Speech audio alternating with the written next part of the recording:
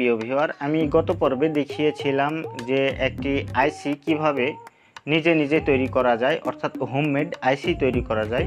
আমার নিজের ইচ্ছা মতন আমি একটি আইসি তৈরি করতে পারি। সেই ভিডিওটি আমি চ্যানেলে দিয়েছি, আপনারা একটু দেখে আসতে পারেন। আর আমি যে হোমমেড আইসিটি তৈরি করেছিলাম সেই আইসি দিয়ে আমি একটা সার্কিট কমপ্লিট করেছি। এই সার্কিটটি দিয়ে মোবাইল দিয়ে আপনি দেশ বিদেশ যে কোনো জায়গা থেকে এই মোবাইল মাধ্যমে এই সার্কিটটি কন্ট্রোল করতে পারবেন।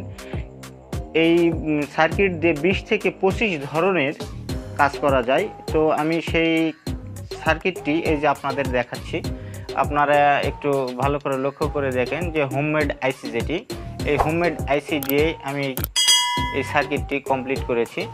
তো এই সার্কিটটি এখন কিভাবে ডায়াগ্রাম দিয়ে আমি এটি সাজিয়েছি আর এটি সার্কিটের ডায়াগ্রামটাই কি আমি সেটি আপনাদের দেখাবো।